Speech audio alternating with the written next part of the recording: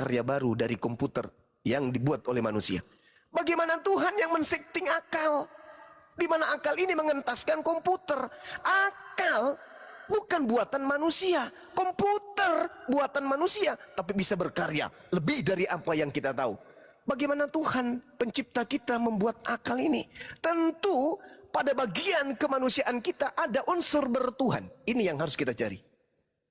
Jangan memperbodoh diri, mengekang diri, mempenjarakan diri. Itulah yang dikatakan seburuk-buruknya makhluk. Ulaika hum syarrul bariyah. Kenapa? Ada berlian, ada intan, ada permata, ada emas yang dititipkan oleh pencipta kita di batok kepala kita ini berupa akal, tapi kita matikan untuk mencari keberadaan Tuhan. EGP dengan semuanya, EGP dengan aliran kepercayaan, EGP dengan semua kitab-kitab yang ada. Yang saya tahu, Tuhanku maha sempurna menciptakan pengetahuan, menciptakan akalku untuk berkarya. Maka Tuhan tentu menciptakan akal untuk menemukan dirinya. Siapa yang menemukan komputer? Manusia. Kenapa komputer itu begitu apik cara kerjanya? Karena akal yang bekerja, akal sistem kerjanya dipindahkan ke komputer. Begitulah akal mencari Tuhan. Jadi kita tidak bisa dimakan oleh doktrin ketika kita menggunakan akal. Pesan Yesus jelas. Pesan Al-Quran jelas. Afala tatafakkarun, afala ta'qilun. Kasihilah Tuhanmu dengan akal. Bukan dengan doktrin, bukan dengan dogma, tapi dengan akal. Artinya apa? Terlepas siapapun orang tua kita, kita terlahir dari agama manapun, sekarang kita punya pijakan sendiri, dua kaki, dua tangan, satu kepala untuk mencari keyakinan yang benar itu seperti apa. Mati kita bukan kedua orang tua kita yang menghantar masuk ke dalam kubur. Bukan. Bukan istri kita yang menemani kita di alam kubur. Pada masa jasad terlepas dari roh, tanah menimbun kita dari atas 2 meter. Apa yang bisa kita lakukan? Siapa penyelamat kita kemudian? Oh Yesus, mana dalilnya? Mana uraian penyelamatan beliau? Tak ada. Dia pun bersungut-sungut sampai keringatnya seperti titik darah, memohon keselamatan kepada Tuhan. Ibrani 5 nomor 7. Lalu dia yang datang di alam kubur menyelamatkan kita? Tidak. Yang menyelamatkan kita di alam kubur adalah kita sendiri oleh upaya kita mencari Tuhan yang betul itu. Bukan bapak, bukan ibu, bukan rumah ibadah, bukan kitab, bukan. Tetapi kita sendiri. Oleh karena itulah Al-Quran menekankan apa? Iqra, baca. Wahai Nabi Muhammad, baca. Yang kau cari Tuhan pencipta langit dan bumi kan? Kamu masuk bertahanus kemudian di goa ini menyendiri berfikir mencari pencipta kan? Iqra, baca. Dengan nama Tuhanmu yang menciptakanmu. Maka muncul item-item pengajaran pewahyuan untuk supaya akal ini berfungsi. Makanya ketika umat Islam itu ditanya, apa kemudian mukjizat baginda Rasulullah Muhammad sallallahu alaihi wasallam? Kami umat Islam dengan bangganya mengatakan bahwa mukjizat yang ditorehkan, yang dititipkan kemudian oleh Nabi Muhammad adalah pemberdayaan akal melalui Al-Quran. Yang kita butuhkan saat sekarang di dunia modern seperti ini, bukan laut terbelah, itu malah jadi bencana. Bukan orang mati bangkit dari kubur, itu malah menjadi menyeramkan. Di tengah-tengah Indonesia ada orang mati bangkit dari kubur, orang pada berlarian. Enggak dibutuhkan itu lagi. Yang dibutuhkan sekarang adalah ilmu pengetahuan bagaimana bisa menaklukkan dunia ini. Di mana itu tersimpul? Al-Quranul Karim.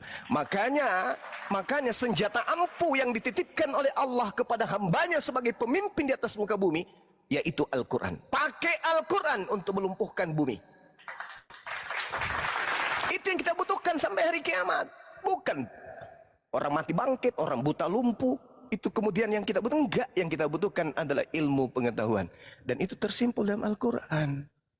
Nah inilah fungsinya. Jadi sangat lemah kepercayaan, keyakinan kita ketika kita kemudian mengatakan sesuatu yang justru irasional, bertolak belakang dengan logika. Rasio artinya keseimbangan. Apabila kita memiliki satu kepercayaan yang tidak seimbang dengan akal, maka saya katakan tanggalkan itu. Seibarat kata gini, Anda diberi makanan berisi kotoran sapi. Menurut rasio, ini tidak layak. Kita pasti tinggalkan. Lalu kemudian kita dikasih pakaian. Pakaian bayi. Sementara kita usia 30-40 tahun. Menurut rasio, ini nggak cocok. Kalau hal seperti ini aja tidak seimbang kita tinggalkan, bagaimana mungkin hal yang tidak seimbang Tuhan datang jadi makhluk dibunuh oleh manusia itu sendiri? Irasional, tidak masuk akal. Oleh karena itu, tanggalkan pemahaman-pemahaman seperti itu. Makanya Al-Quran mengatakan, orang yang sampai kepada Tuhan hanyalah mereka yang menggunakan akal sehat. Amsal 5 nomor 3, jangan kau berpangku kepada pemikiranmu sendiri, tetapi bertekuklah dan bertunduklah kepada wahyu dari Tuhan. Sebab wahyu dari Tuhan tidak akan pernah bertolak belakang dengan akal manusia. Bagaimana mungkin pabrik mengeluarkan mobil? Pabrik yang tahu tentang operasional mobil, bagaimana mungkin bukunya menerangkan tentang bumbu-bumbu masakan? Tidak mungkin. Karena pabrik yang membuat mobil ini, maka pabrik ini juga yang tahu tentang cara mengoperasionalkan kendaraan. Maka buku yang keluar untuk menjelaskan kemudian kendaraan itu adalah buku yang selaras dengan kendaraan. Itu pasti. Tidaklah mungkin kemudian Tuhan menciptakan otak akal manusia, lalu Tuhan menurunkan buku panduan, di mana buku panduan itu bertolak belakang dengan otak manusia. Berarti Tuhan itu tidak layak disebut Tuhan, karena Tuhan gagal mengetahui akal yang dia buat sendiri tidak cocok dengan buku yang dia wahyukan. Makanya yang disebut kalamullah tidak mungkin bisa dikoreksi, tidak mungkin bisa direvisi oleh manusia. Kenapa? Sumbernya dari yang maha mengetahui, yang menciptakan akal, yang menciptakan otak, yang menciptakan pendengaran, penglihatan, rasa kepada manusia. Maka buku yang datang sebagai panutan harus sejalan dengan itu semua, tidak boleh bertentangan. Jangan pernah beli kendaraan bermotor, tokonya besar, begitu keluar mobilnya, yang dikasih sebagai buku panduan ini adalah cara mengurut bokong supaya montok. Jangan. Itu nggak nyambung. Berarti pabrik ini tidak kemudian bonafit. Ini hanya bikin-bikin. Jangan-jangan mobil ini hanya kardus. Jangan-jangan mobil ini hanya terbuat dari kulit biawak. Begitu diperiksa betul. Buku panduan tidak sejalan dengan kendaraan. Lihatlah buku kitab suci yang selaras dengan akal. Sebab akal buatan dia yang maha tahu, buku itu juga adalah perkataan yang maha tahu. Maka produk dengan buku harus seia sekata. Kalau tidak, ada irasional pertentangan di dalamnya, tinggalkan. Mending ateis. Mending ateis daripada mengkitabkan sebuah buku yang bertentangan dengan isi kepala sendiri. Subhanallah. Alhamdulillah, kami sebagai seorang muslim, terlepas kami lahir dari anak seorang muslim, kami dengan kitab suci kami selaras dengan akal. Tindakan, perbuatan, perkataan seia sekata. Apakah Tuhan mati? Tidak mati. Apakah Tuhan itu maha kuasa? Maha kuasa. Apakah Tuhan itu bisa dibunuh manusia? Tidak mungkin. Itu akal. Akal yang dititipkan oleh Allah, oleh Tuhan ini harus sejalan dengan perkataannya. Bagaimana mungkin Tuhan mengatakan kepada akal, wahai akal manusia yang kuciptakan, instingmu harus bermuara kepada aku Tuhan, tidak akan mungkin menjadi mayat. Itu insting yang Tuhan ciptakan, itu akal yang Tuhan ciptakan, yang Tuhan titipkan sebagai pemimpin di atas muka bumi kepada makhluknya bernama manusia. Tiba-tiba Tuhan menurunkan buku panduan. Di dalam situ dikatakan, inilah firman Tuhan. Tuhan menjadi mayat. Kemanakah kau simpan mayat Tuhan kami? Agatu agaroh. Ini sudah bukan dari Tuhan. Sudah pasti bukan Tuhan. Kalau itu dipaksakan Tuhan, maka Tuhan Anda tidak maha mengetahui. Lain di produk, lain di catatan. Orang cuman belanja 2 juta, tagihan Anda 500 juta. Anda harus memperbaiki kalkulatornya. Tuhan Anda harus sekolah dulu. Karena buku panduannya tidak sesuai dengan cetakannya sendiri, yaitu akal. Tapi Allah Subhanahu wa ta'ala yang maha tahu, maha mendengar, maha menyaksikan, dia yang memproduksi. Maka panduan buku terhadap produksi yang dia buat harus selaras, harus sejalan, harus seia sekata, harus satu not, satu irama, satu gelombang, satu ketukan. Kalau tidak, irasional adanya, maka itu tertolak oleh manusia. Kecuali Anda bukan bagian dari makhluk yang bernama manusia. Kalau Anda hewan silakan. Karena Al-Quran mengatakan mereka yang tidak menggunakan akal, afala tatafakkarun, ulaika hum syarrul bariyah, seburuk-buruknya makhluk. Anjing tidak menggunakan celana karena dia tidak punya akal. Anjing yang adalah anjing tidak pernah menuhankan anjing, padahal tak punya akal. Ada manusia diberi akal menyembah kepada ciptaan Tuhan. Maka benarlah kata Al-Quran, mereka adalah seburuk-buruknya makhluk. Seanjing-anjingnya anjing, tak ada menyembah anjing. Tapi ada manusia justru menyembah kepada sesamanya manusia. Saya kira begitu dari saya, sahabat-sahabat sekalian. Sebagai penutup untuk jumpa kita pada kesempatan sesi kali ini, saya ada tugas untuk lari ke tempat yang lain, bersembunyi dari kejaran dosma. Jadi silakan teman-teman untuk melanjutkan. Selamat berjuang. Masya Allah. Jadi poin yang kita dapat saudara-saudaraku semua dari edukasi hari ini ya, dari Bang Zuma, seburuk-buruknya anjing, seanjing-anjingnya anjing tidak menyembah sesama anjing. Masya Allah. Ya, silakan mungkin Bang Joshua, mungkin ada yang mau ditanya dulu sebelum mungkin Bang Zuma bergeser ya. Masya Allah. Silakan Bang Joshua. Karena beliau ini Joshua ini ya dikit-dikit lagi Bang Zuma ya. Silakan Joshua. Joshua monitor. Ini momennya Joshua, momennya bagus sekali nih. Kalau langsung sekarang biar Bang Zuma yang bimbing langsung. Pas. Sebenarnya momen sudah pas ini sebenarnya saudaraku Joshua. Joshua monitor. Ya, monitor Bang Palopo. Silakan saudaraku, mungkin ada satu pertanyaan ya sebelum Bang Zuma bergeser. Beliau juga ada ini di tempat lain. Silakan Bang. Pikirkan sempat. Ini momennya pas, ada Bang Zuma, ada Dewa, ada Jerry. Jerry saksi dari pihak pengantin laki-laki. Ya, dokter. Ya, silakan Joshua. Ya, Bang Palopo, sebenarnya udah nggak ada yang perlu dipertanyakan lagi sih. Tinggal nunggu aja. Momen. Amin, tinggal nunggu aja. Baik saudaraku. Mungkin ada yang mau ditanya lagi. Facebook tambah jauh jalan. Saya kok tidak tawarkan Palopo. Iya sih sudah saya tanya sebelum tambah jauh kok. Tidak. Mau taruh ya, silakan. Agaro. Silakan enggak, kita serius ini saudaraku, kita serius. Mudah-mudahan kamu menyimak tadi apa yang dikatakan oleh Bang Zuma. Silakan kau bertanya satu kali sebelum Bang Zuma bergeser. Terakhir mungkin juga di Komalku ini terakhir kalau udah pintar kok. Oh betul. Nah, lanjut. Oke. Ada yang mau tanya? Enggak ada? Jerry.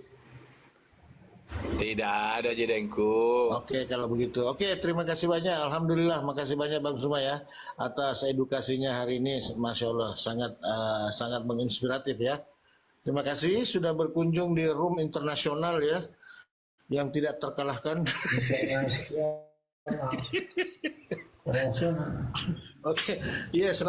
Oke, terima kasih Neko. Mudah-mudahan sehat selalu ya. Joshua, sudah mulai? Ya, Joshua. Monitor. Ya. Ya, fadal Joshua, fadal wakil. Bismillah. Fatih, ya. Di sebelah Anda tuh ada Bang Zuma. Ya. Jadi mungkin ini Bang Zuma Neko. Nanti malam ada juga yang dari Malaysia ya, yang tadi malam ya. Mungkin mau edukasi juga Dengko. Nanti kalau beliau datang ya. Mungkin bisa lah kalau tidak ada di koma lagi saya bisa share karena beliau juga itu dari ateis terus masuk ke Kristen ya tadi malam ya apa dokter ya betul ya Ya. Jadi ateis dia masuk ke Kristen bingung lagi dia kan ini kok Tuhan mati kan gitu nah ini jadi beliau juga butuh pencerahan ini apa dokter ya dengan Bang Jibril Siapa yang bilang Tuhan mati? Enggak. Ya, nggak mati pun nggak apa-apa, tapi dikorbankan. ya sudahlah nggak mati Ya, kan bapak mengorbankan anaknya untuk siapa? Pertama-tama yang mau saya ingatkan cuma satu, ya kan? Berlama-lama dalam kesalahan itu akan membuat iblis makin menguasai hati kita. Maka perintahnya wasari'u ala magfirati, bersegeralah pada ampunan Tuhan. Ya kan? Supaya apa? Supaya terlepas langsung kaitan iblis itu dari diri kita. Karena iblis itu selagi kita tetap belum tobat, ya kan? Tetap ada satu tali terkait sama dia. Yang mana tali itu jadi silaturahim dia terus dengan kita, menyampaikan segala keburukan yang mesti kita buat, yang dia tekankan supaya istiqomah dalam keburukan ini ya. Jadi memilih Tuhan yang salah adalah bentuk keburukan yang paling istiqomah ya. Karena kita mengingkari Tuhan yang benar, maka keburukan yang paling istiqomah itu adalah ketika kita memilih Tuhan yang salah. Nah, artinya kalau boleh saya tambahkan sedikit bahwa kebenaran ya, saya pun nggak tahu kok tiba-tiba ada Akhi Juma bisa naik, Dewa bisa naik, mendadak kayaknya ada Joshua kok tiba-tiba naik, padahal nggak mungkin dia tahu itu. Tapi dia naik, dan ini momen itu sesuatu yang tidak boleh kita lepaskan. Artinya ketika momen itu hilang, maka suasana saat itu juga hilang. Ya, momen itu menyangkut suasana ya. Momen itu menciptakan mahol ya. Mahol itu artinya suasana yang terkondisikan ya. Jadinya momen itulah yang menciptakan suasana itu. Nah, ini suasananya tepat. Ya, posisinya pun tepat. Entah bagaimana, ada Bang Zuma di sini, ada Akhi Dewa, ada Jerry saksi dari pihak pengantin pria, dan selanjutnya ya ada Bapak Lupu. Lanjut. Jangan tertawa Pak Lopo. Nih saksi anak domba. Ya, Ya, Pak jadi mumpung ada Joshua. Jerry di sini ya sebagai saksi Yehova.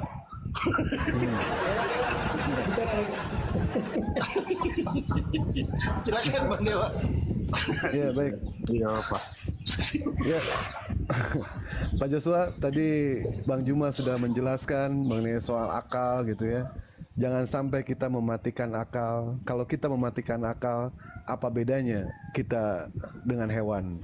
Untuk membedakan manusia dengan Tuhan, itu kita gunakan akal. Untuk membedakan yang namanya kotoran dengan nasi, itu pun kita menggunakan yang namanya akal. Mata boleh melihat sesuatu dengan jelas, tetapi hati menilai sesuatu dengan jujur. Disitulah Allah menilai kita dari hati. Hati itu begitu mahal. Kenapa? Karena Allah menilai manusia itu di hati. Begitu Pak Joshua ya. Nah, Pak Joshua ini sedang ada di dalam persimpangan. Jadi dia di tengah-tengah, posisinya mau kemana beliau ini. Hidup itu tidak selamanya berjalan mulus. Perlu ada yang namanya batu kerikil supaya kita berhati-hati. Perlu ada yang namanya semak berduri supaya kita lebih waspada. Perlu adanya persimpangan supaya kita bijaksana dalam memilih. Perlu masalah supaya kita tahu kita punya kekuatan atau tidak. Jadi sudah tidak ada yang ditanyakan mengenai soal Islam lagi. Dia sudah meragukan di dalam kekristenan. Kita tunggu kapan Pak Joshua mau melakukan proses syahadat. Kita tunggu ya. Kalau mau taubat Pak Joshua, jangan dinanti-nanti. Nanti takut keburu mati. Kalau mau insaf, jangan kapan-kapan. Takut nanti terbungkus oleh kain kapan. Mumpung kita masih ada di atas tanah, siapa tahu besok lusa tanah di atas kita. Binasa kita nanti. Itu Pak Joshua. Ngeri juga Dan itu untuk- pantun itu Bang Dewa. Bisa Dan diulang, untuk Bang. para Diulang, muslim. diulang, pelan-pelan saya kasih layar lebar Bang. Mantap ini Bang. Coba Bang, diulang dulu. Mantap Anda- betul, saya baru dengar ini ulang, Bang. Bang Dewa, Gua ulang, baru Bang Dewa. dengar. Coba Bang, coba. Lupa. Ulang, Bang Dewa, ulang, Bang Dewa. Lupa. Nggak bisa. Itu sebenarnya kata-kata dari Bang Juma itu ya. Dan untuk Ikhwan Pillah, saudara kita Muslim, satu kata buat hari ini, tetap tenang, jalani dengan senang, tak perlu menjadi yang paling terang. Nggak perlu menjadi yang paling terang, cukup redup namun tak pernah padam. Ya, Mantap. itulah Islam. Mantap. Masya Allah. Apa Baik. tadi? Aduh. Apa tadi sebelum kita apa tadi Bang? Coba diulang dulu Bang, pelan-pelan. Saya mau rekam dulu. Lupa. Kita doakan ya untuk Pak Joshua Tapi kita tidak memaksa ya Pak Joshua ya. Kita cuma berdoa saja. Kalau Pak Joshua masuk ke Islam, saya janji insya Allah saya kawin lagi saya besok nanti habis maghrib. Pak Joshua. Itu berat ya, belajar berat. Joshua, ya kan? Ini Bang Zuma mau bergeser, mau ada urusan lain. Coba kasih ketetapan adikku, ya. Sama-sama kita menjadi Muslim tidak pernah kehilangan Yesus. Di hati kami Yesus itu begitu tinggi derajatnya, ya. Tapi kami tidak mau merendahkan Yesus dengan fitnah yang tidak pernah disebutkannya bahwa dia Tuhan. Maka kami tidak mau fitnah baginda yang mulia Yesus Kristus alaihissalam. Itu dari lisan-lisan orang mukmin insya Allah tidak akan keluar. Kalau ada orang-orang yang ngejek-ngejek dan itu segala macam, mungkin dia belum paham keagamaannya secara utuh tentang la nufariqu baina ahadin min rasuli.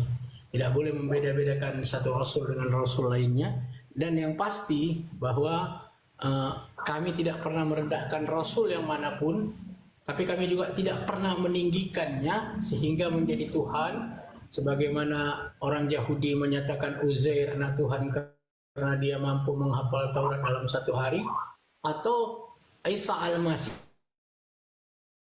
anak Tuhan, ya kan, karena dikata-katakan atau disebut-sebutkan bahwa dia itu disalib untuk menebus dosa. Nah, jadi intinya apa? Intinya sederhana aja, ya kan?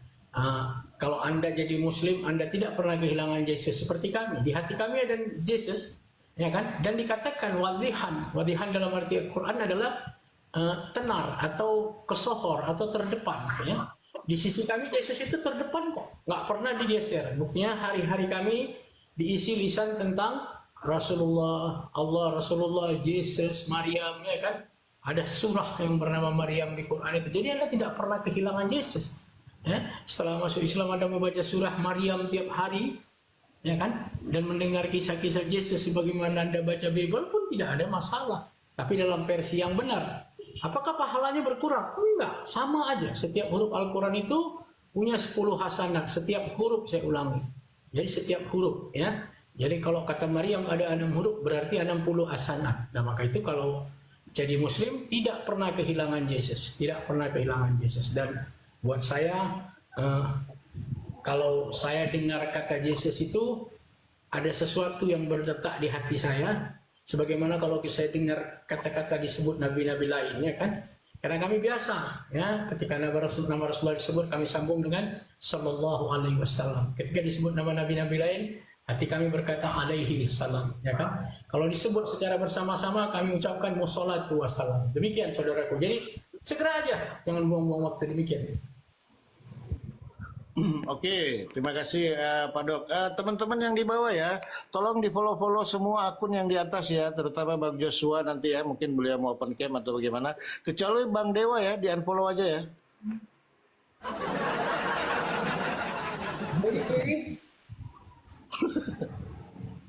Jadwalkan atau enggak jadwalkan nanti malam, Bang boleh, Jerry. boleh.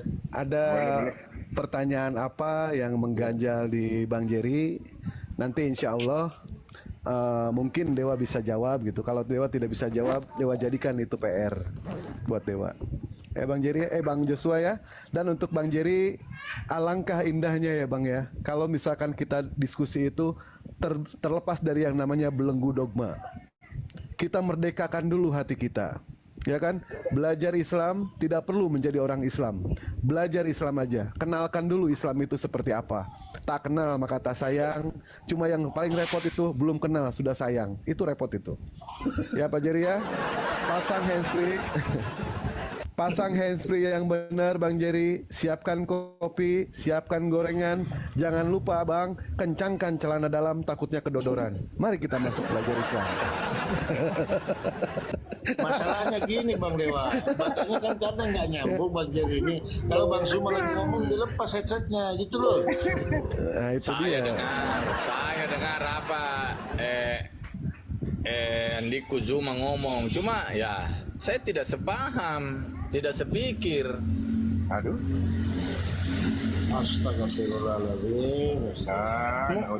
Mau bagaimana, Deng? Biar bagaimana, kita tetap saudara, bosku. Jadi, udah tahu kita masuk neraka kah? Udah tahu masuk neraka? Apanya? Masuk neraka, udah tahu masuk neraka? Siapa? Kita, udah tahu masuk neraka? Nah, saya masuk surga nanti. Bagaimana? Siapa janji kamu masuk surga? Aduh, itu saya punya saya sudah baca kitab-kitab. Siapa yang janji kamu masuk surga? Yesus tidak pernah menjanji kamu masuk surga. Yesus Kristus tidak pernah mengatakan kau masuk surga, jadi. Aduh. Baca buku Bibelmu. Baca Aduh.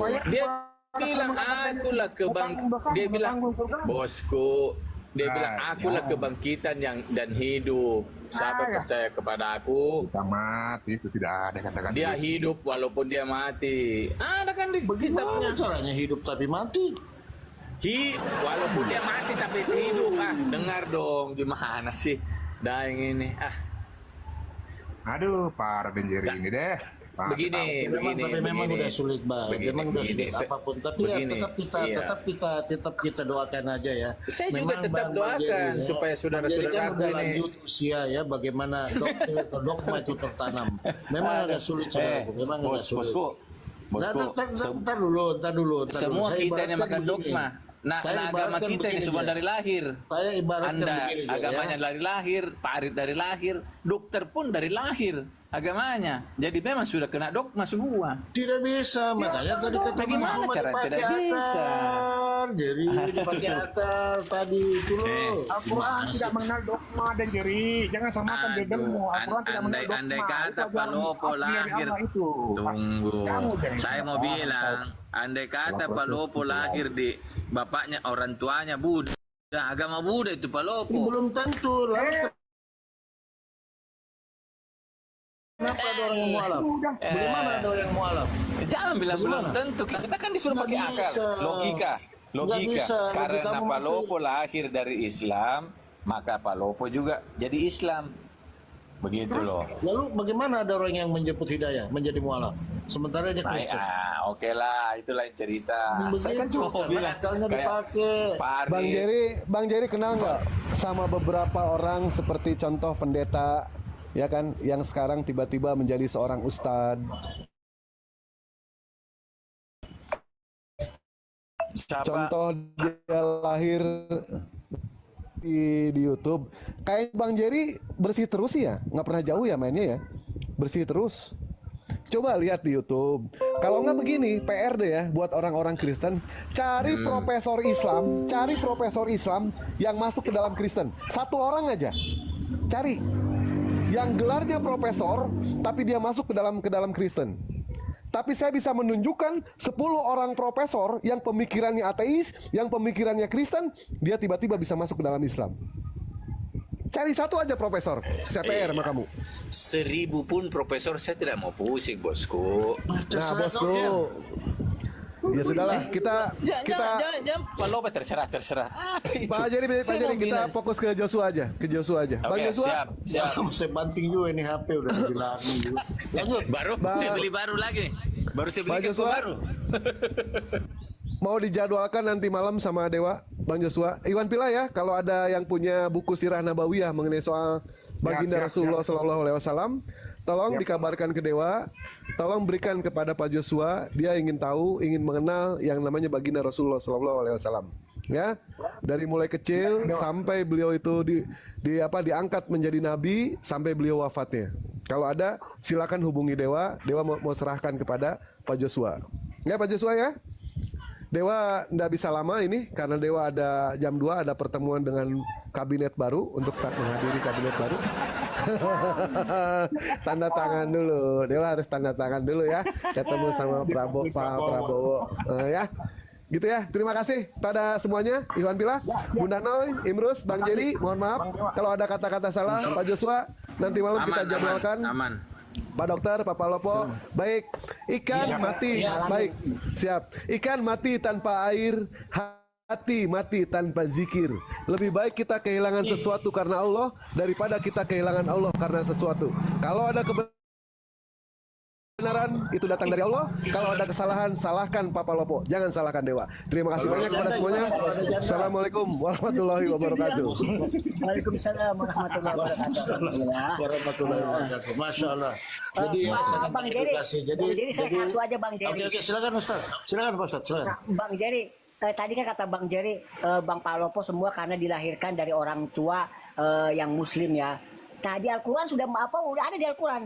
Kamu semua lahir dalam keadaan fitrah orang tuamu lah ya. Nah kalau Anda sebagai Kristen ya, semua orang Kristen itu seiman, semuanya seiman. Tapi kenapa nggak seamin? Ya, kenapa? Semua orang Kristen seiman semua. Kalau berbicara seiman, kami seiman. Tapi begitu bicara tentang, oh tidak seamin, ntar dulu. Kita beda. Kenapa itu Bang? Ayo, kenapa? Bang Jerry. Ayo, kenapa? Silakan. Pasti nggak bisa jawab Kenapa? dia. Kenapa itu Dan Jerry? Jawab kita. Jawab deh. Mute gitu. Mute gitu, mute ki. Mute ki. Mute. Kita lahir memang berbeda. Jadi tidak bisa. Mau bagaimanapun, iman kalau sudah iman berbeda susah banget. Aduh, ampun. Alhamdulillah, Muhammad Rasulullah. Toba-toba aku Dan Jerry, toba-toba aku dari enggak apa dia aja nggak dari toba-toba aku. Kepercayaan. Tidak bisa, tidak boleh kepercayaan begitu caranya. Allah tidak mengajarkan kita kamu percaya sama Allah begitu modelnya. Aduh. Salah itu. Aduh. Susah dia kalau dia mualaf hilang jemaatnya. Asbun. Begini Dan Jerry ya.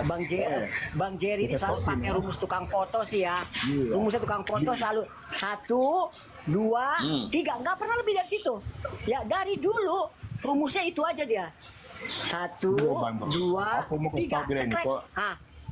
Aku mau kasih tahu dulu. Coba. Kontradiksi ajaran Yesus original dengan aku jelaskan ya. Kontradiksi pertentangan antara ajaran Yesus original dengan kekristenan. Ini harus kamu paham di sini Dan Jerry ya. Aku mau kasih tahu ya. Konsep ajaran penembusan dosa yang Anda imani menurut pemahaman Anda ya, bahwasanya Yesus Kristus melalui penyaliban yang pada akhirnya lalu kemudian adanya perdamaian antara penciptaan, khususnya untuk manusia ya, yang dikatakan Bapak Jerry. Tapi ingat saudaraku, ya ingat ini, saya ingatkan kepada Anda, bukankah daging, ini menurut pemahaman Anda ya, dalam Bible diterangkan, bukankah daging yang disebut manusia itu dipenuhi dengan Roh Kudus? Lantas kemudian, bagaimana dengan tulisan Markus 3 nomor 29, di situ dikatakan bahwa satu-satunya dosa yang tidak terampuni adalah yaitu menghujat Roh Kudus. Ya, ingat. Nah, yang menjadi pertanyaan saya, orang yang disalibkan itu sebenarnya siapa?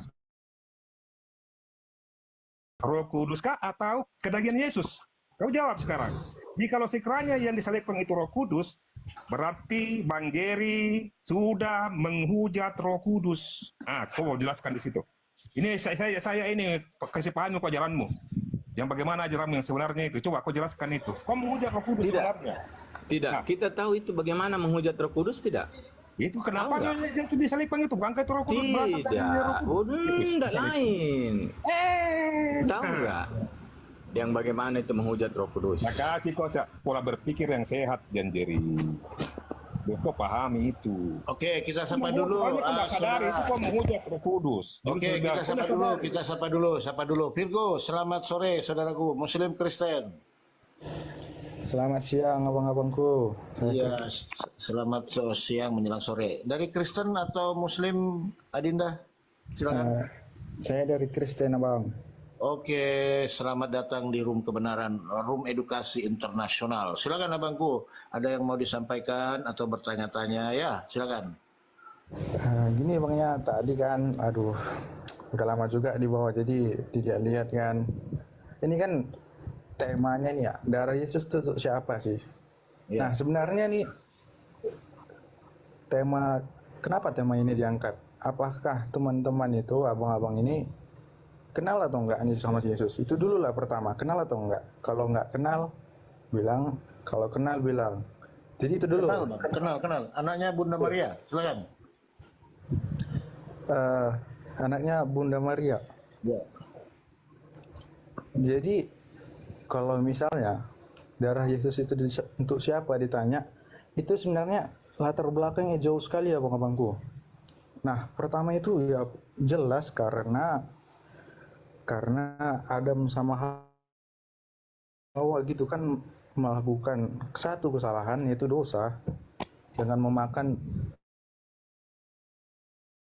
buah pengetahuan itu kalau misalnya di iman Kristen. Nah itu satu dosa, satu aja dosanya. Tapi mereka kan dihukum gitu kan. Nah itu sebabnya kalau misalnya Tuhan Yesus itu benci sekali sama dosa. Adam dan Hawa itu kan cuma melakukan satu dosa dan mereka itu langsung dihukum dan tidak dimaafkan. Belum dimaafkan. Baik. Nah, itu satu kesalahan itu. Kenapa Yesus itu darah Yesus itu karena Tuhan Yesus itu benci. Satu kesalahan pun itu tidak akan dimaafkan. Ya, oke, poinnya Bang. Saya tanya, darah Yesus untuk siapa? Silakan. Nah, darah Yesus itu untuk siapa? Darah Yesus itu untuk orang-orang yang percaya sama dia, Bang. Orang-orang yang memang betul beriman sama dia. Nah, dia itu Tuhan Yesus itu, saya bilang ya, dia itu melihat bahwa manusia itu telah jatuh dalam dosa. Semua manusia. Semua manusia ya. Catat Iya, ya. Bang. Semua manusia, betul? Jatuh dalam dosa. Dalam Ingat itu, dosa. Bang. Nah, kita ingat yang di belakang tadi bahwasanya si Adam sama Hawa itu melakukan satu dosa saja, itu tidak dimaafkan loh, belum dimaafkan.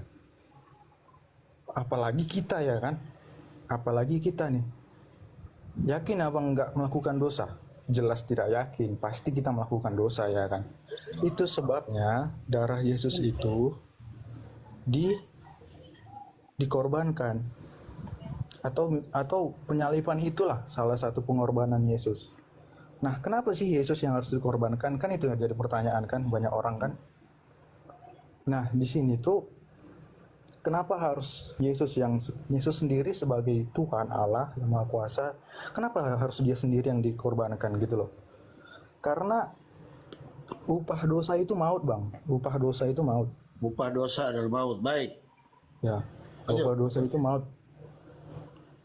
Yang mengalahkan maut itu tidak ada manusia, Bang. Tidak ada yang bisa mengalahkan maut, manusia. Manusia biasa itu tidak ada yang bisa mengalahkan maut. Manusia biasa tidak ada yang bisa mengalahkan maut, betul? Ya. Apa pengertian maut? Silakan. Maut itu dosa, Bang. Dosa itu maut. Maut itu neraka. Di mana Anda dapat literasi bahwa maut itu adalah dosa? Silakan. Bang, bukan kayak mana ya aku bilang ya. Maut itu gimana saya bilang ya? Maut itu jelas bukan, saya bilang tadi maut itu neraka, Bang. Jelas maut itu neraka. Di mana Abang dapat literasi bahwa maut itu adalah neraka? Silakan. Biar kita buka. Aduh, saya lagi nggak pegang apa pula ini, Bang. Nah, disebutkan aja di mana Anda dapat literasi bahwa maut itu adalah neraka. Silakan. Nanti kita buka. Aduh, abang itu gini aja lah, Bang. Kalau di pengertian maaf bang, bentar bang. Kalau di pengertian Kristen maut itu kan neraka. Kalau misalnya di pengertian abang maut itu nggak neraka, nggak masalah, Bang. Kan ini tadi abang tanya sama saya kan Kristen, kan gitu, Bang. Kalau misalnya di pengertian abang maut itu nggak neraka, nggak masalah sama saya. Tapi di saya itu maut itu neraka. Nah, untuk apa?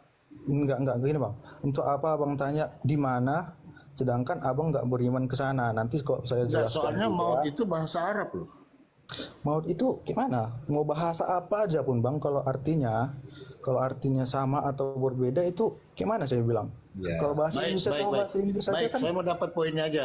Sebentar ya teman-teman. Ini bagus juga ini kita edukasi Adinda ini, Virgo. Tadi Anda mengatakan semua manusia jatuh di dalam dosa, betul? betul bang, Tanpa terkecuali, betul? betul bang, Akhirnya datanglah Yesus untuk menghapus dosa itu, betul? ya mengalahkan maut. Mengalahkan maut. Sebelum Yesus datang, apakah ada manusia yang tidak mengalami maut? Gimana bang maksudnya? Sebelum Yesus datang ke dunia untuk menebus dosa itu, apakah ada manusia yang tidak mengalami maut? Kematian maksudnya itu, Bang. Oke, jadi kalau tidak mengalami maut ada, tapi yang mengalahkan maut tidak ada. Siapa? Elia salah satunya. Pintar. Iya Berarti kan, Bang? tidak semuanya manusia, berarti Beda gagal. bang, beda bang. Gini bang, tadi kan abang bilang Nah, ada nggak manusia yang tidak mengalami, bukan mengalahkan bang.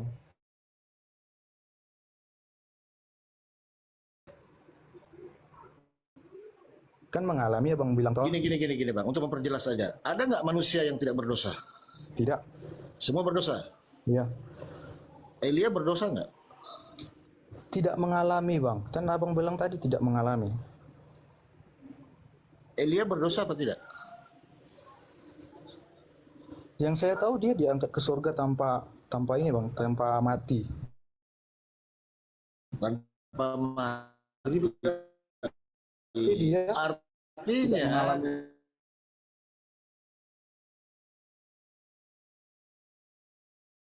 manusia itu adalah kematian. Nah, makanya pemahaman Kristen tadinya Adam dan Hawa itu tidak mengalami kematian karena dia berbuat dosa, akhirnya dia mati. Itu kan gitu. Akhirnya semua manusia itu mati. Nah, pertanyaan ini yang timbul, apakah ini berlaku untuk semua manusia? Ternyata tidak, karena Elia dan Enoch tidak mati. Nah, artinya tidak ada kekonsistenan di dalam hukum ataupun cerita-cerita yang ada di dalam Bible itu. Lanjut. Poin yang abang mau tanyakan apa?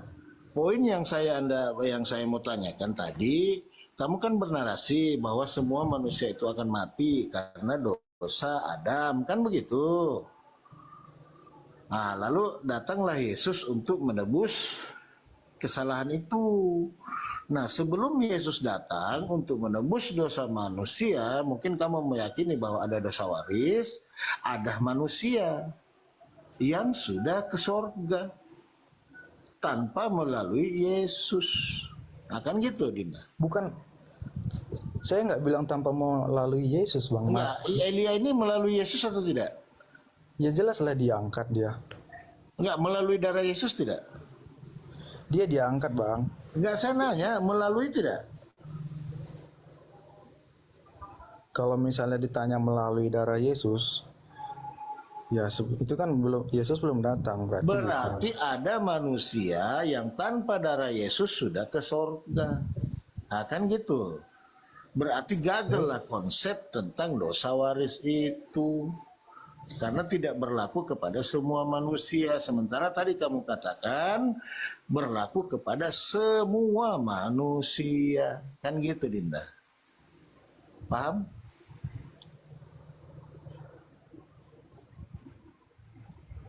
Coba kamu berpikir logis. Saya rasa Adinda ini kan orang terpelajar juga ya. Saya lihat mungkin pakaian alma mater, Bang. Jadi kita berpikir logis. Ada juga yang mengatakan bahwa rusaknya hubungan antara manusia dengan Tuhan, ya kan? Akhirnya datanglah Yesus untuk memperbaiki hubungan itu. Lalu bagaimana dengan para nabi yang diberikan kitab sebelum Yesus datang, seperti Nabi Musa alaihissalam, ya kan, Nabi Daud dan segala macam, Yehezkiel kan semua kan diberikan. Nah, berarti hubungan manusia dengan Tuhan tidak ada yang nggak baik gitu loh. Nah, cuman begini, Dinda, kita edukasi sedikit ya. Kalau di dalam pemahaman Islam, kenapa Tuhan menurunkan para nabi dengan ajarannya? Karena manusia ini kan memang harus diatur bagaimana hukum-hukum dan bagaimana cara bertuhan yang benar, dan tidak menyembah selain Tuhan sang pencipta langit dan bumi. Coy, kita tarik dulu dari Nabi Musa alaihissalam. Dia diturunkan Torah, ya kan? Jarak antara Torah dengan Bible itu kan kalau nggak salah 1000 berapa ya? 1000 sekian tahun ya. 1900 sampai 1800 tahun. 1300 tahun. Nah, berjalannya hukum Torah ini tidak sesuai dengan apa yang diinginkan oleh Tuhan sang pencipta langit dan bumi, dengan melihat manusia-manusia telah banyak merubah-merubah firman Tuhan itu. Ada juga di Bible kamu, kemudian ada juga di Al-Quran bahwa manusia itu suka merubah-ubah. Ya kan, aturan Tuhan kan gitu. Nah, lalu diutus lagi nabinya untuk meluruskan itu, yaitu Nabi Isa alaihissalam. Makanya Yesus berkata, Tunggu dulu, Bos. Saya ini dulu. Siapa yang Sabar kok mengubah? dulu. Siapa yang mengubah kitab? Aduh. sabar kok dulu. Kitab itu maksud nanti penjabarannya itu nanti mengenai kitab, apa makna kitab nanti Pak Dokter ya, secara umum ya, secara Islam ya. Kemudian diturunkan lagi Nabi Isa alaihissalam, Injil. Ya, nanti pemahaman kitab itu apa ya dalam pemahaman Islam. Ini untuk meluruskan kembali Torah yang sudah diubah-ubah oleh manusia itu sendiri. Karena Yesus berkata, aku datang bukan untuk meniadakan hukum Torah, tapi untuk menggenapinya. Lalu dia berkata lagi, kata Yesus kepada mereka, lebih mudah meruntuhkan langit daripada menghilangkan satu iota dalam hukum Torah itu. Dan barang siapa yang tidak mengajarkannya dan tidak melakukannya akan menempati kerajaan surga yang paling terendah. Itu kata Yesus. Lalu datanglah Mr. Paulus dengan gagahnya mengatakan Efesus 2:15, dengan matinya Kristus sebagai manusia, dia telah membatalkan hukum Torah dan segala ketentuan. Betul itu Paulus. Betul Paulus. Betul, sangat betul. Pertanyaannya, siapakah Paulus yang bisa membatalkan hukum Torah? Siapakah dia? Itu kan begitu urutannya. Nah, berjalan seiringnya waktu, sebentar dilanjutkan Pak Dokter ya. Berjalan seiringnya waktu, Injil yang disampaikan oleh Nabi Isa alaihissalam bengkok lagi, saudara-saudara yang terkasih dalam nama Tuhannya Yesus. Bengkok bagaimana kitab suci itu bengkok? Tunggu dulu, saya jelaskan dulu gimana sih kau. Iya kan? Bengkoknya ini yaitu orang-orang yang menuhankannya dia. Ini bengkok lagi saudara-saudara, bengkok lagi. Orang-orang yang menuhankan. Karena Yesus tidak pernah berkata sembahlah aku, tapi dia berkata Memang dia tidak pernah bilang sembah, tapi dia juga tidak pernah bilang jangan sembah saya. Nah, karena dia bukan Tuhan, makanya dia tidak berkata sembahlah saya. Ini aneh. Tapi dia iyain kan, dia bilang pengakuannya itu Petrus. Penuhi di rumahnya orang menyembah itu kalau begitu. Repot mamanya bikin kopi, tiap hari datang orang menyembah. Aneh-aneh aja kau. Dia bilang akulah kebangkitan dan hidup. Dengar dulu kebangkitan dan hidup, apa yang hidup bijinya. Dengar dulu. Lalu datang. Nah, saya kasih lihat dalilnya ya. Sabar kau dulu. Ya kan? Nah, lalu setelah hukum itu dibengkokkan lagi, maka datanglah Al-Quran meluruskan. Seperti ini loh, cara bertuhan yang benar, cara hidup sesama dengan manusia, kata Yesus gitu. Itu kata Yesus loh, bukan kata saya. Lanjut, Pak Dokter, apa makna dari kitab? Silakan, secara Islam. Kitab itu datang dari kata kataba, tinjauan bahasa ya. Kataba itu artinya tulisan. Ya, kitab itu kataba artinya kata dasarnya dia menulis, dia laki-laki menulis. Tapi kata bendanya jadi kitab, ya kan? Nah, sekarang pertanyaannya kitab itu adalah kita terjemahkan aja ke bahasa langsung buku. Kita nyebut buku datang dari kata book, ya kan? Buku, kitab. Nah, sekarang pertanyaannya, apakah Alkitab itu layak disebut sebagai Alkitab? Maksud saya Bible, ya. Bible itu layak disebut sebagai Alkitab? Tidak layak. Kenapa? Karena dia jamak. Kalau jamak mestinya disebut kutubun atau Al-Kutub, ya kan? Jadi ketika orang-orang Kristen dalam hal ini, orang-orang ya bilanglah Belanda-Belanda ya beserta orang-orang yang berusaha menciptakan kamuflase dalam penterjemahan untuk melakukan approaching pendekatan-pendekatan agar mereka bisa diterima ke dalam Islam yang ketika itu mayoritas di Indonesia, maka dipakai kata-kata itu, kitab, ya kan? Padahal tidak tepat karena Bible itu terdiri dari berapa kitab, ya? Ada Matius, Markus, kitab ini, maka mestinya sebutannya adalah Al-Kutub atau Kutubun, ya kan? Nah, tapi kalau udahlah mengambil terus tidak tahu menggunakannya, itu kira-kira seperti tetangga kita pinjam pisau dapur pada kita, tapi dipakainya untuk motong besi sehingga pisau kita tumpul-tumpul. Begitu juga dengan kata-kata yang lain. Ketika dia pakai kata Allah, ya kan? Lalu salah penyebutan, dia bilang kita menyebutnya Allah. Kita nggak pernah nyebut Allah. Kita tahu betul huruf awalnya adalah alif. Kita tidak akan pernah menyebutnya dengan huruf O. Ya, kita menyebutnya selalu dengan huruf alif. Allah. Allah itu ketika lamnya ada 2 dan ada tanda tasdik, maka lidah kita diletakkan ke langit-langit sebelah tengah. Allah, gitu cara pengucapannya. Ya, bukan Allah, bukan. Itu hanya faktor dialek di daerah-daerah tertentu yang tidak mampu melafazkannya sesuai dengan makhrajul huruf. Nah, persoalan itu muncul ya ketika orang-orang Kristen mengambil lagi kata-kata, misalnya salib. Salib itu datang dari bahasa Arab, ya kan? Salaba artinya salab, salib, ya kan? Salib itu kata bendanya, salibnya itu, ya. Salaba itu berarti dia laki-laki disalib. Nah, salabuhu, ya, dia laki-laki tersalib, ya. Mereka mengatakan, ya kan?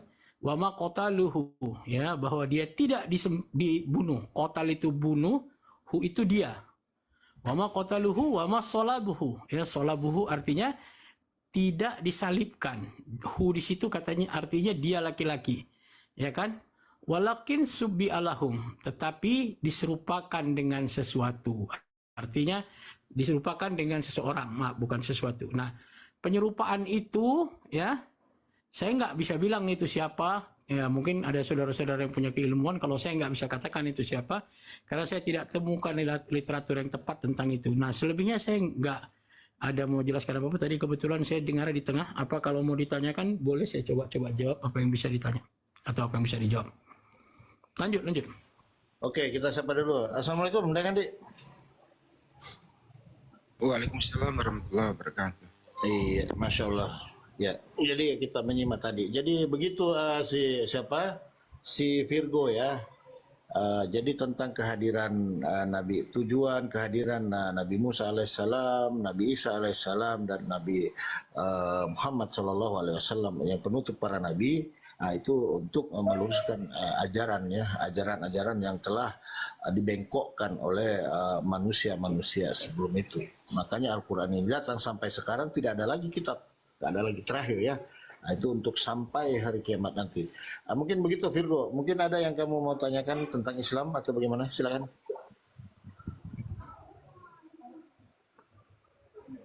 Virgo,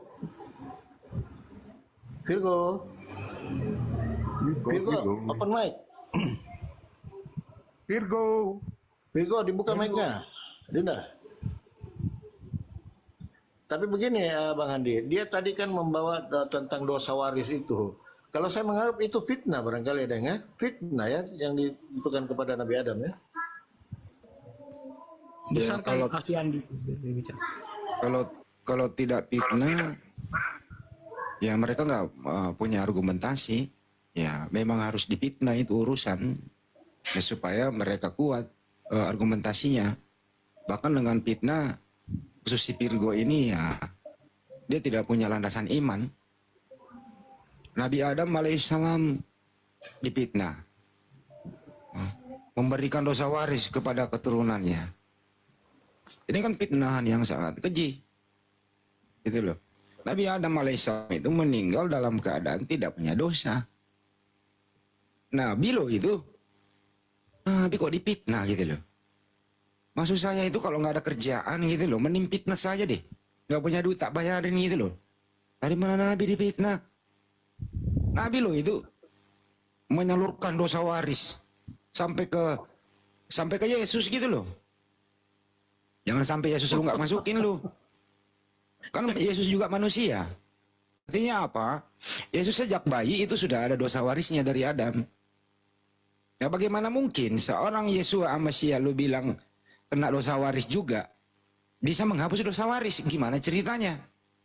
Orang yang kena dosa waris dia ingin juga menghapus dosa waris. Nah inilah kalau kau tidak memandang secara global, secara keseluruhan, jangan sampai Anda melupakan Yesus juga itu adalah manusia yang wajib kena dosa waris termasuk ibunya Bunda Maria. Konsisten dong sekalian begitu ya. Nah, kalau ingin seperti itu gerakan bersih-bersih aja sekalian. Biar imanmu dengan fitnahmu itu Virgo semakin kuat. Memfitnahlah semuanya itu. Berikanlah semua dosa waris kepada orang yang kau sayangi. Termasuk orang tuamu yang sudah tidak ada di muka bumi. Selesai urusan toh. Gimana, setuju nggak Bang Palopo? Betul, betul sekali Bang. Makanya tidak konsisten dia tadi kan. Makanya katanya manusia semua berdosa. Elia dan Enok langsung naik. Berarti dia nggak berdosa kan? Ada Itu Elia pengecualian. dan Enok turunin lagi aja kasih dosa. Gak apa-apa. Iya, Turunin lagi aja. Tanggung gitu loh. Turunin. Iya, berarti Maria jatuhnya dia berdosa juga kan? Nggak suci. Iya. Manusia Tapi begini berdosa. intinya apa Pak Lopo? Begini intinya Pak Lopo. Kalau menurut pemahaman saya nih, jadi artinya orang-orang pada zaman Taurat itu mengenal ajaran keselamatan dengan cara mempercayai Allah satunya sebagai sang juru selamat. Nah, di dalam penebusan dosa, sebab hukum Taurat menjadi satu pedoman hidup hamba-hamba Allah kala itu yang mencakup hukum-hukum moral, sipil, dan keagamaan. Jadi, kan begitu Pak Polopo ya. Jadi mereka, Yesus sih sendiri tidak mengenal yang namanya penebusan dosa, karena Yesus ini hidup pada zaman Yudaism, mengikuti ajaran Taurat. Jadi mana mungkin lah Yesus mengajarkan ajaran konsep penebusan dosa. Kan gitu kan, Polopo ya? Senggol Virgo itu loh. Senggol Virgo dulu. Gue pengen tahu dia. Ya kalau Silakan Virgo Boy. Virgo. Ya bang, ya.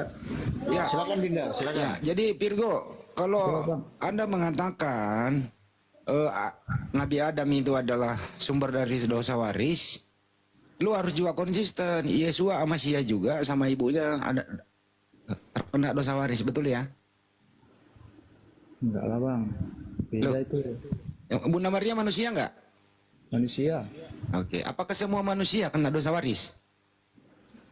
Semua manusia, Maria juga ada dosa. Oke, Yesus?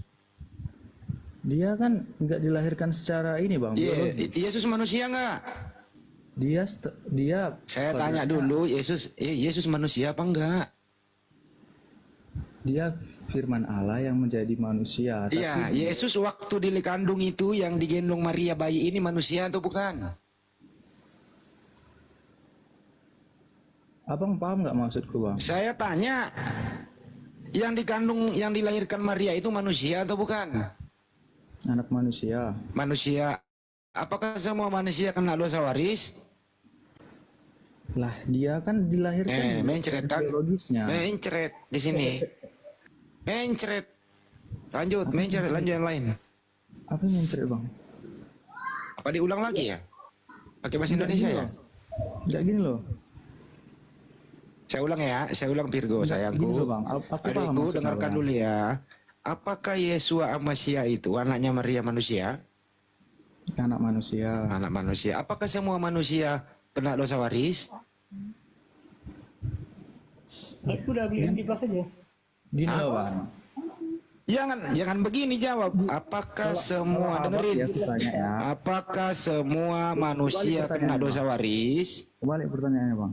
Saya ulang. Apakah semua manusia kena dosa waris? Dia masalahnya dilahirkan nggak dari sistem Saya nggak biologis nanya manusia. lahirkan. Saya nggak lahir. Apakah semua manusia kena dosa waris? Lah, tapi kan dia dari Roh Kudus bang. Saya nggak nanya itu. Saya ulang ya. Apakah semua manusia kena dosa waris? Masalahnya dia nggak dilahirkan. Saya nggak dari bermasalah. manusia. Jangan nyari masalah. Apakah Nah, semua ini yang dimaksud mencret. dijawab dong? Apakah semua manusia kena dosa waris? Dia dilahirkan oleh Roh Kudus. Saya Bang. ulang, saya nggak nanya dilahirkan, saya nggak nanya itu. Ulang Saya ya. juga Saya nggak nanya itu. Ini loh, apakah semua manusia kena dosa waris dari Adam? kecuali Yesus. Loh, saya nggak belum nanya ke situ kok. Berarti kan saya menjawab kecuali Saya Yesus. nggak nanya ke situ. Kecuali Yesus. Ini dulu loh. Apakah semua manusia kena dosa waris? Semua manusia kecuali Yesus. Dah. Oke. Apakah Yesus manusia? Dia firman Allah yang menjadi manusia. Ya, Karena berarti apakah Yesus waktu di bumi dia manusia? dia manusia. Manusia. Apakah semua Enggak manusia manusia. kena dosa waris? Enggak semua manusia kecuali Yesus. Oh, kecuali Yesus. Yoi. Oke, alasannya. Coba alasannya. Beri Alasannya, dia ruang. Bang, Alasannya apa? berbeda Bang ya. Ya, Kalau alasannya apa? manusia, misalnya saya sendiri ya. Nggak Saya usah kan lu manusia nih. terangin diri lu. Kenapa? Apa Saya mau alasannya? kasih jawab alasannya Bang. Alasannya Yesus, dia manusia nggak kena dosa waris. Lu jangan masukin diri lu. Ini bahas Yesus, alasannya kenapa? Silakan. Saya kan mau jawab. Tolong waktunya Bang ya. Nah, saya mau jawab nih. Saya mau jawab pakai contoh aja lah. Kenapa, Yesus Bang? aja, kenapa Yesus nggak kena dosa waris? Saya mau jawab Bang, sabar lah. Ya, silakan. Kenapa Yesus nggak kena dosa waris? Bedanya, karena Yesus itu dilahirkan melalui Roh Kudus, Bang. Nah, dia kan nggak ada berhubungan sama Yusuf sebagai suaminya, si Maria. Itu bedanya. Kalau saya kan ya jelas hubungan biologis sama bapak sama mama saya. Jelas saya ada dosa dari bapak mama saya atau Oke, udah dijawab. Saya nggak nanya keluarga Anda loh. Lah, Saya nggak nanya keluarga itu Anda. lagi contoh loh Bang. Nggak Lagi usah. contoh, Jadi maaf ya, Bang. Yesus nggak kena dosa waris karena tidak melalui hubungan suami istri orang tuanya, kan gitu ya? Ya melalui Roh Oke. Kudus ya Bang. Oke, cukup. Kalau istrinya Adam tidak melalui juga hubungan kayak begituan, kena dosa waris nggak istrinya Adam namanya Hawa?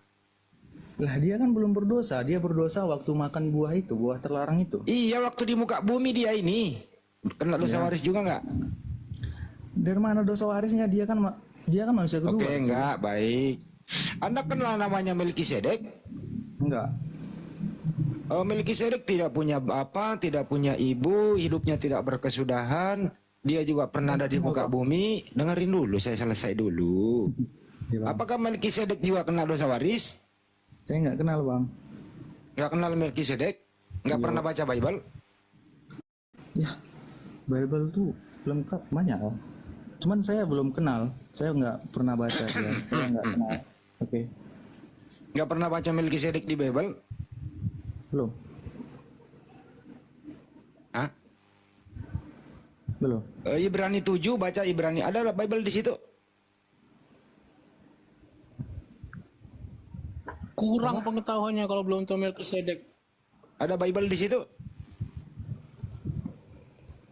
Bentar Bang. Ya, buka. Buka Melkisedek itu.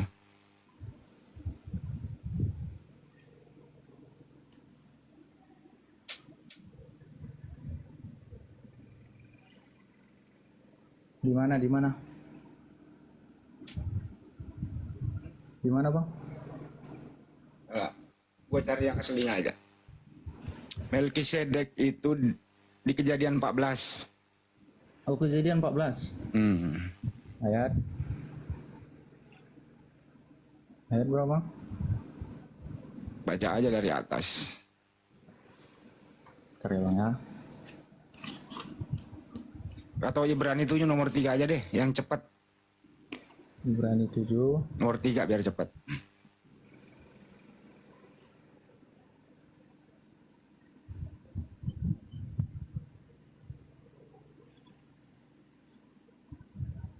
Ayat 3 ya. Ya, dari atas boleh 1 sampai 3.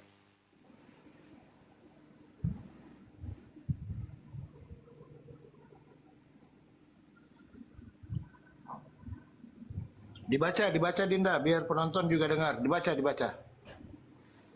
Ibrani 7 dari baca aja dari atas supaya itu. Dibaca aja dari 1. Silakan. Ini ya Ibrani 7 ayat 3 ya. Ia tidak berbapak, tidak beribu, tidak bersilsilah. Harinya tidak berawal dari dan hidupnya tidak berkesudahan. Dan karena ia dijadikan sama dengan anak Allah, ia tetap menjadi imam sampai selama-lamanya. Itu kena dosa waris nggak tuh dia tuh?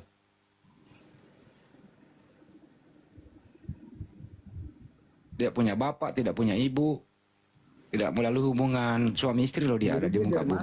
Anak Allah juga ya Bang Andi ya. Anak Theos juga dia. Aku tanya nih kan, kalau dia tidak ada bapak sama ibu, jadi dia dari mana gitu? Ada Ya, nggak? itu ada di Bibelmu itu loh. Gimana sih lo nanya gua? Enggak. Abang tahu nggak? Terangin Pak Palopo, terangin. Begini Dinda, kamu coba baca pelan-pelan dari nomor satunya, coba. Nanti dapat poinnya, pelan-pelan baca gitu loh. Coba. Mana dia? Ibrani 7, coba baca.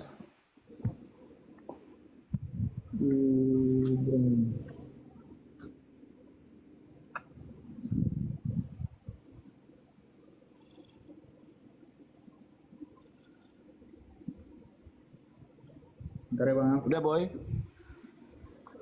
Iya, udah apa-apa deh. Belajar ya. Sama-sama belajar kita. Yang kenceng lah mulai dari 1 ke bawah.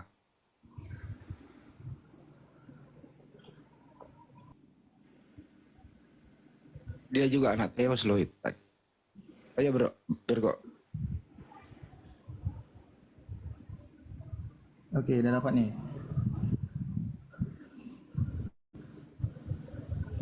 Ya. Silakan dibaca. Semua dari satu. Iya, dari satu aja baca. Satu aja ya. Sebab Melkisedek adalah Raja Salem dan Imam Allah yang Maha Tinggi. Ia pergi menyongsong Abraham ketika Abraham kembali dari mengalahkan raja-raja dan memberkati dia. Kepadanya pun Abraham memberikan persepuluhan dari semuanya.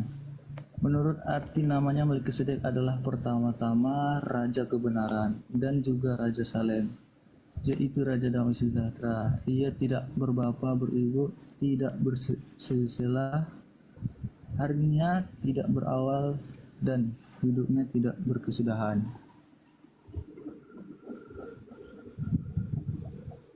Sudah. Hebat mana daripada Yesus tuh? Lah, iya Raja Bang. kebenaran loh. Tapi kan dia nggak mengalahkan maut. Apakah dia kena dosa waris? Tapi kan dia nggak mengalahkan maut. Bukan mautnya, dosa waris lo tadi judulnya. Nah, karena tadi kan gini loh bro, alasan anda Yesus nggak kena dosa waris karena dia ada di muka bumi tanpa ada hubungan suami istri toh. Ini aja lah, Bang. Oke. Dengarin dulu, saya belum selesai. Dengarin dulu ya. Berdasarkan alasan kamu, Yesua sama Sia nggak kenal dosa waris atau Yesus karena tidak ada hubungan suami istri.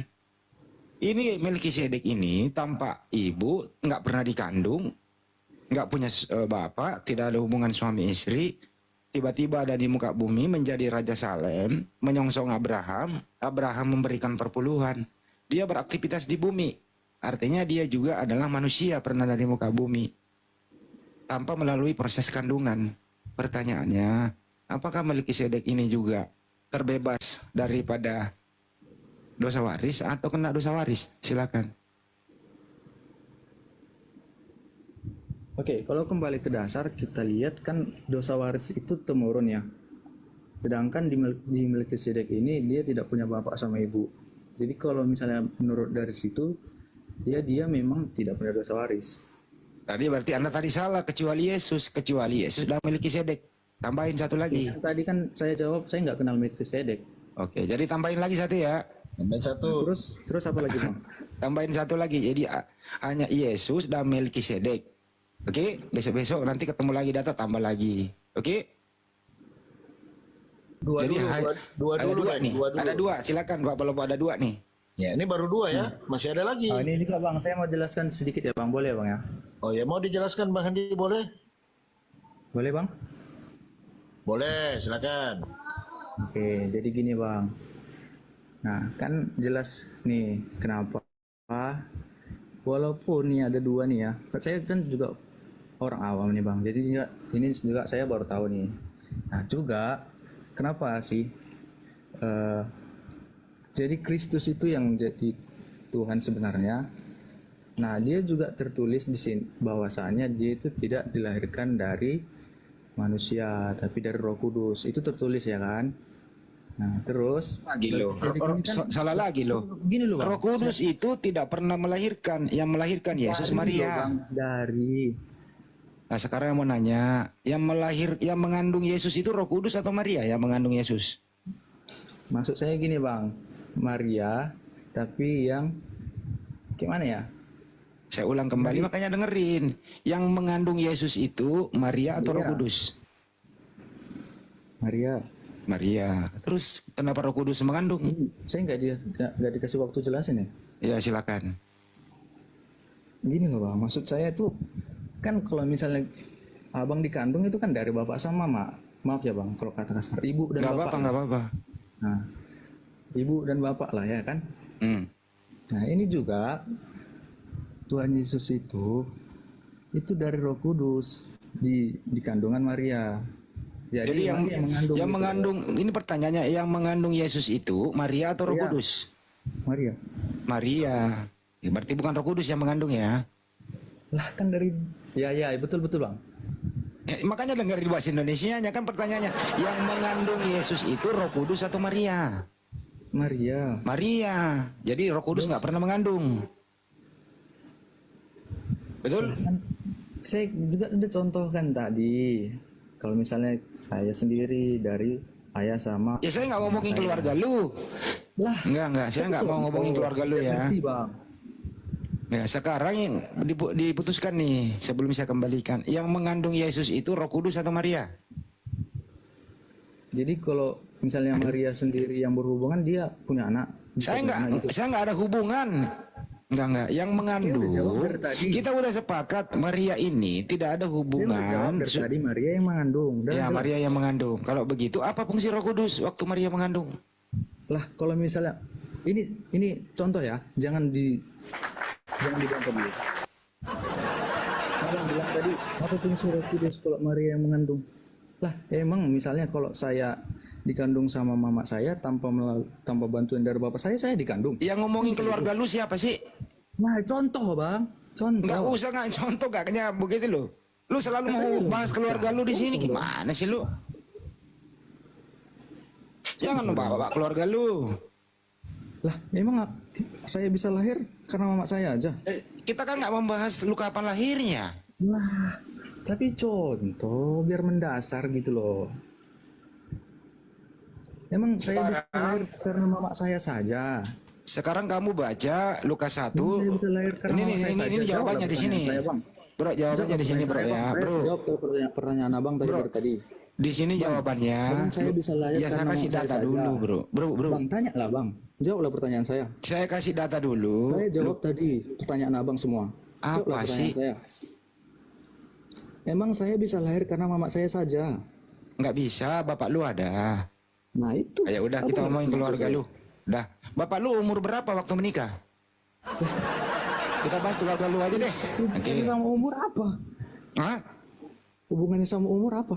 Katanya mau membahas keluarga lu. Nah, sekarang bapak lu umur berapa waktu menikah? Dan mama lu mengandung itu isi kandungannya berapa bulan waktu lu dilahirkan? Emang kalau bapak saya hubungannya misalnya umurnya 25 atau 24 apa masalahnya? Enggak masalah, orang nggak nyari masalah kok. Wah kenapa ditanya? Katanya mau membahas keluarga lu. Giliran saya tanya nggak mau bahas. Nah sekarang kamu Bisa dilahirkan gitu, di rumah sakit apa dilahirkan di rumah? Bisa kayak gitu Bang ya? Ya katanya mau membahas keluarga lu. Lah itu kan contoh loh abangku. Iya contoh ini kita perjelas gitu loh. Nah sekarang mau membahas Yesus apa keluarga lu nih? Kita bagi dua. Bang itu contoh loh abang. Masa contoh harus gimana sih? Ya udah contohnya udah ya.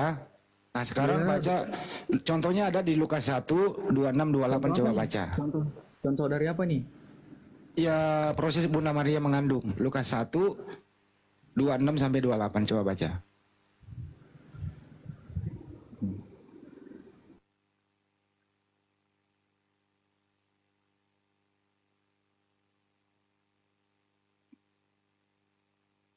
Lukas 1 26 28. Itu proses Bunda Maria mengandung di situ. Lengkap itu prosesnya Maria mengandung, siapa yang berfirman, siapa yang disuruh menemui Maria. Lengkap di situ di Lukas diceritain. Yuk dibaca sekarang Bang. Bang Virgo dibaca. Yuk. Supaya paham. Go. Orang kita bahas Yesus, dia bahas keluarganya. Giliran kita bahas keluarganya, apa hubungannya katanya? Ya makanya kau baca tuh Lukas 1 tuh. Ya. Coba baca kau. Supaya kau paham bagaimana proses kelahiran Yesus itu. Yesus kan seperti manusia biasa kok, berproses bulan-bulan. Gimana sih ceritanya? Allah perintahkan malaikat Jibril. Itu. Suruh baca aja. Baca. 26 sampai Halo? 26 sampai 28, Bro.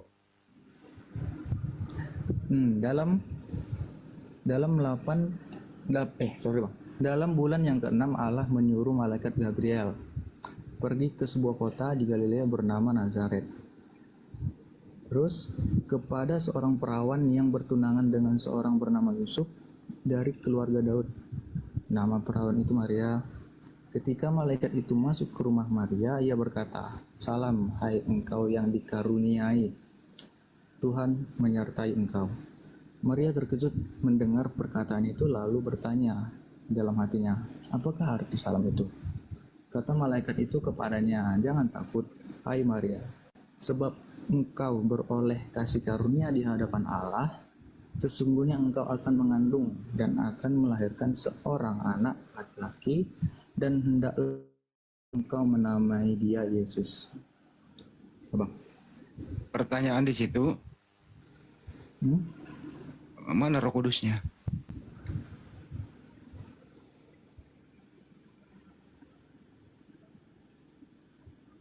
Mana Roh Kudusnya di sini? Kan dia mengandung dari Roh Kudus. Kok Roh Kudus nggak nongol di sini?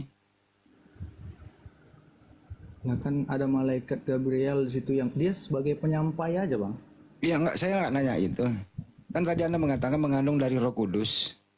Sebenarnya Maria ini mengandung dari siapa sih? Kok nggak ada Roh Kudus?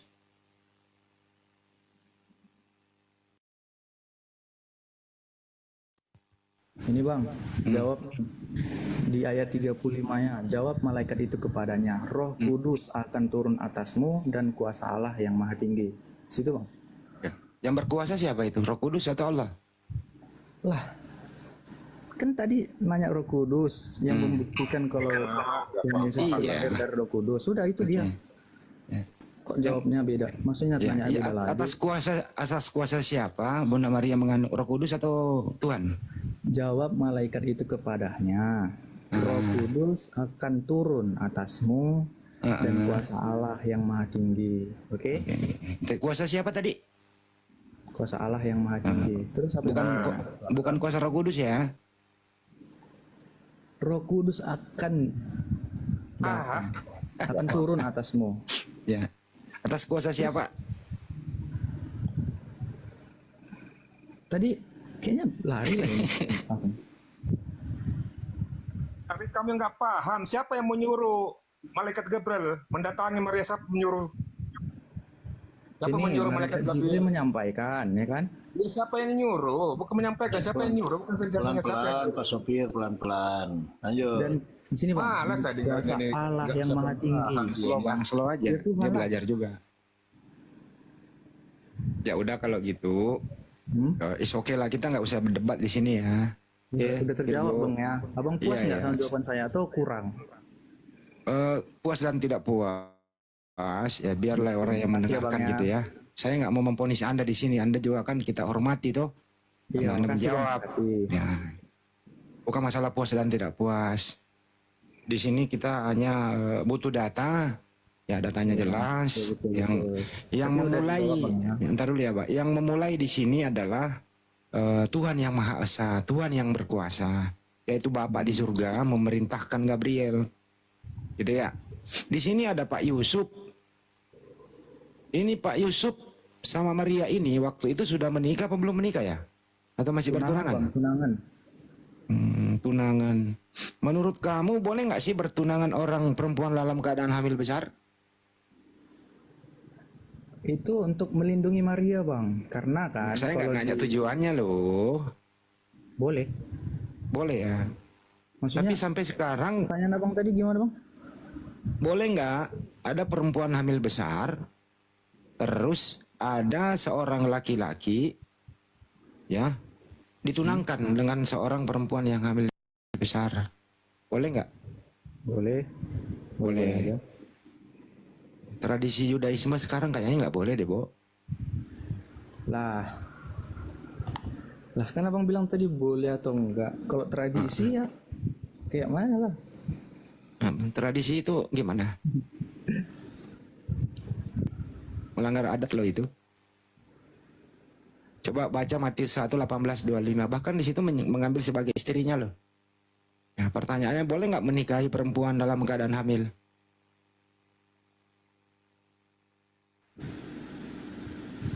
Kalau di sini katanya udah tunangan ya.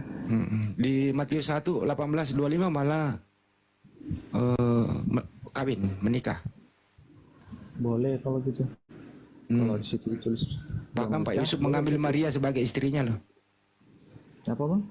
Bahkan Pak Yusuf mengambil istrinya sebagai Maria sebagai istrinya. Iya.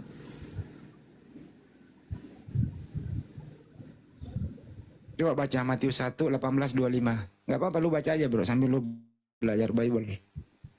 Matius 1 18-25. Kencangin aja nggak apa-apa. 18-25.